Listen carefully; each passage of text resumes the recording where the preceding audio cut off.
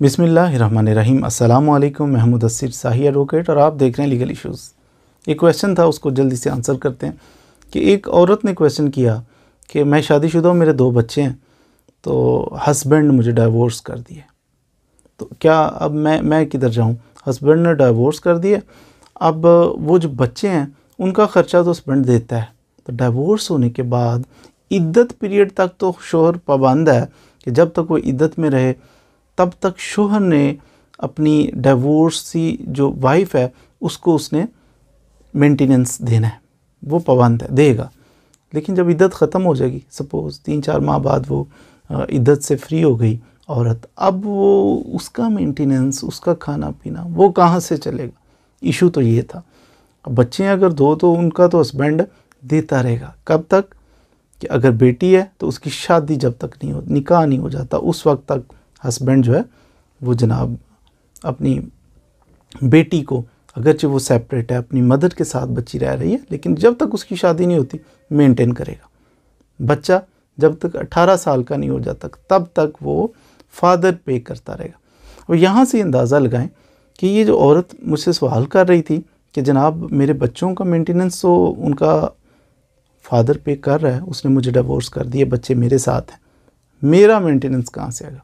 तो यहाँ से गौर करें कि बच्ची का मेंटेनेंस जब तक उसकी शादी नहीं हो जाती, तो शादी सपोज़ उसकी 18 साल में हो जाए तो मेंटेनेंस का ज़िम्मेदारी फादर की ख़त्म हो जाती। उसकी 30 साल तक शादी नहीं हुई, मेंटेनेंस की ज़िम्मेदारी फादर के साथ भी रहेगी।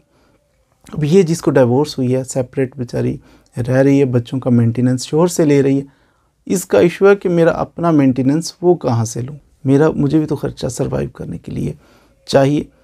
तो याद रखिए कि औरत जो है वो बेवा हो जाए या उसको तलाक हो जाए, दोनों सूरतों में औरत का मेंटेनेंस दोबारा उसके फादर के सर पे आ जाता है। जब उसकी निकाह हो गया, उसकी शादी हो गई, तो फिर फादर की ज़िम्मेदारी ख़त्म हो गई। क्यों? क्योंकि वो ज़िम्मेदारी शिफ्ट हो गई उस बच्ची के हस्बैंड के ऊपर। अब हस्बैंड मेंटेन करेगा उसे।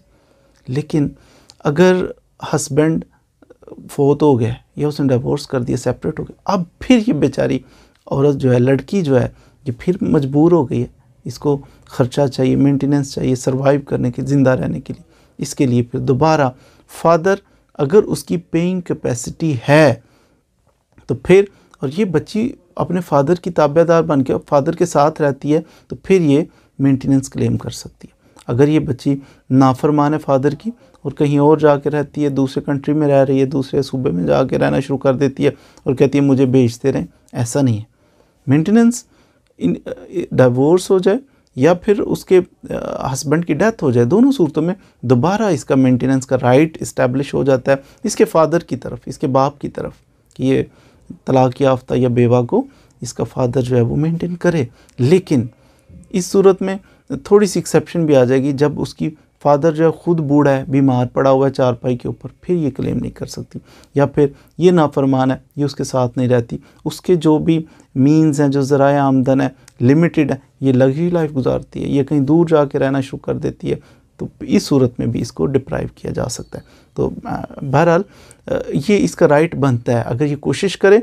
बेवा है तो ये है भी अच्छी नेक किरदार की औरत है, और ये इसका फादर की पेइंग कैपेसिटी है कि वो इस बुढ़ापे में भी इसको मेंटेन कर सकता है, तो इस सूरत में ये ट्राई करे कोर्ट में। वैसे तो अपने फादर की जो बच्चियां कदर करती हैं, इज़्ज़त करती हैं, तो ज़रूरत ही नहीं पड़ती उन्हें किसी किस्म की परेशानी की। फ़ादर जहाँ तक मुमकिन हो सके अपनी बच्चियों को मेंटेन करते हैं, बिना कहे करते हैं। लेकिन खुदा न खास्ता हमारा जो मुआशरा है उसमें ये भी तो चलता है ना कि हमने देखा है बहुत सारे वालिद होते हैं, सगे वालिद होते हैं, लेकिन बच्चियों को महरूम कर देते हैं, अपनी जो वरासत है उससे बच्चों को नवाजते हैं, बच्चियों को इग्नोर कर देते हैं, उनको महरूम कर देते हैं, कुरान की भी वायलेशन कर रहे हैं, कानून की भी वायलेशन कर रहे हैं। तो ऐसे लोगों से क्या तवक्को की जा सकती? कुछ भी तवक्को की जा सकती है। तो फादर है, लेकिन अगर वो इस तरह का काम कर रहा है, मेंटेन ही नहीं कर रहा अपनी ही औलाद को, अपनी ही बेटी को, फिर उसको चाहिए कि मेंटेनेंस का दावा करे कि मैं बेवा हो गई हूँ या मैं तलाक मुझे हो गई है, तो मेरा फादर मुझे मेंटेन नहीं करता, इससे मेंटेनेंस मुझे दिलवाया जाए। कोर्ट फिर आपका राइट आपको दिलवाएगी और आपको मेंटेनेंस आपका फादर हर माह पे करेगा। उम्मीद है आपका ये जो मसला था वो क्लियर हो गया होगा। कुछ ना कुछ मज़ीद वीडियोज़ के लिए हमारे साथ रहिए। Thank you very much.